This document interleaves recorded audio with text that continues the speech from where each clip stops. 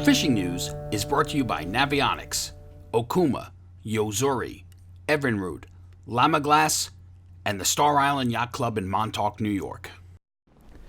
If the wind rises, it could push us against the flood when it comes. So said Ernest Hemingway in Islands in the Stream. Of course, if the winds continue to rise, it will hopefully push more stripers in along the beach and flood us with catches.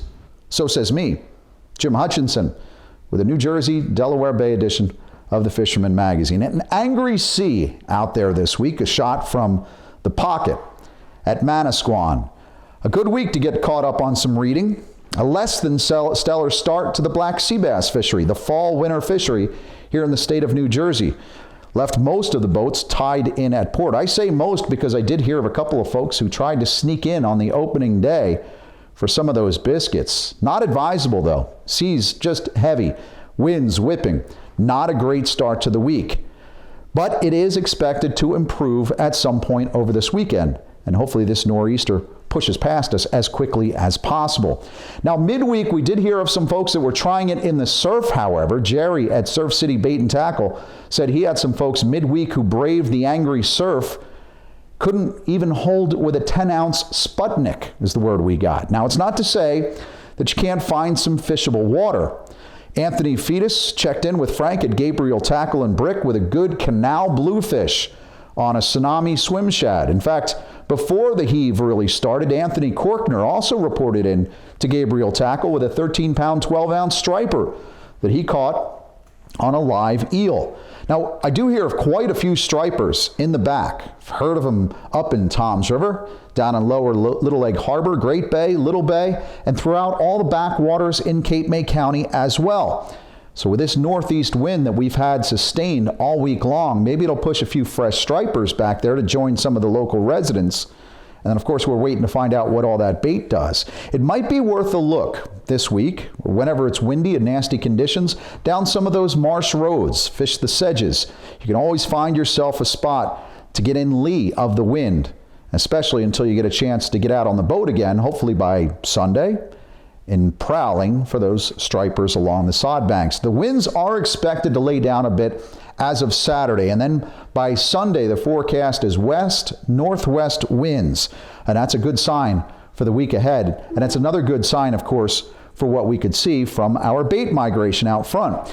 This weekend, though, Saturday, we do have a couple of surf fishing tournaments in the weekend ahead. The NJBBA has their 41st annual Great Fall Classic in Brigantine.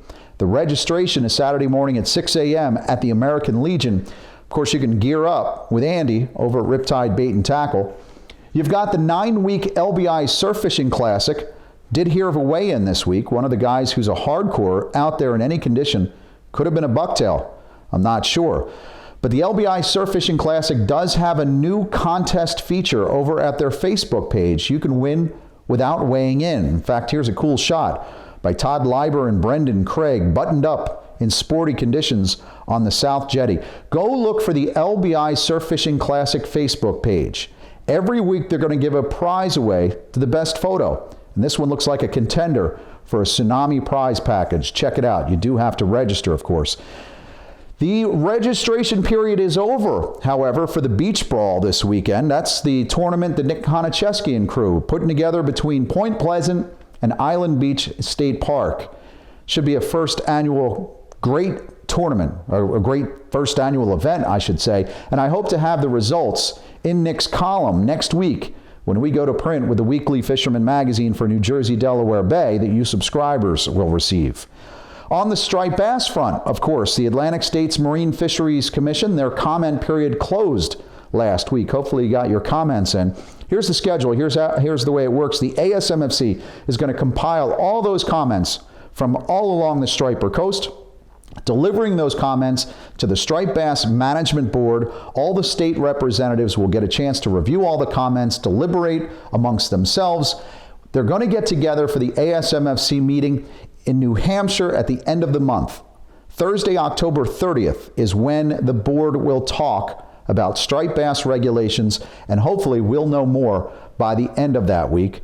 on what we can expect for 2020. Now, right now, in addition to stripers, this is also a great time of year to find tog in close. The jetties, the back bays, and bridges, of course. Jose Ponce, for example, he let me know he got in on a 20-incher this week, somewhere on the border between Atlantic and Cape May County with those tog.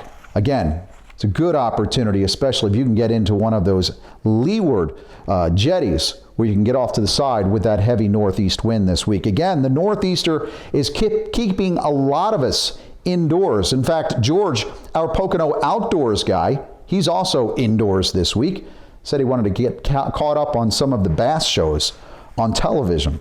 But not everyone has been indoors this week. In fact, Savannah Liccardo showed that you can still get some fish while everybody else is staying under the covers. She checked in from the Pompton River this week, let us know she had a 6.75 pounder. That's a heck of a fish, Savannah. Nice job. Another freshwater report, if you're looking to go a little inland, James Holland from Shannon's Fly and Tackle said while a lot of folks are waiting out the storm or waiting for the fall stocking to commence, his friend Steve was out and found a good caddis hatch this week. Holland said, after a long day, there aren't many things I'd rather do than cast an elk hair caddis on the water. Now, a report from Steve was the caddis are tannish gray and range in size from 14 to 16, and the BWOs are small, 20 to 24. So freshwater or salt. The weather can be a drag, but it doesn't have to be a disaster. In fact, you can head out to some of those bogs in the pines, find some of those pickerel to get a screaming drag. Next week, of course, when this weather passes, the sea bass, they're going to be hungry. I'm hoping this storm is going to leave a few more stripers on our front door. And of course, those replenished beaches in Ocean County, maybe that heavy surf, the pounding of the surf will give it some structure and get things lined up a little bit better after this nor'east. I hope so. Next week, we're going to have a much fuller report, more comprehensive reports as we get more people out away from the books and the TVs and back out fishing. We'll give you the full report next week, again, right here at thefisherman.com. Win the incredible Steigercraft Evinrude Lowrance Grand Prize Boat Package and more in the Fisherman's 2019 Dream Boat Fishing Challenge. Get the details now at thefisherman.com.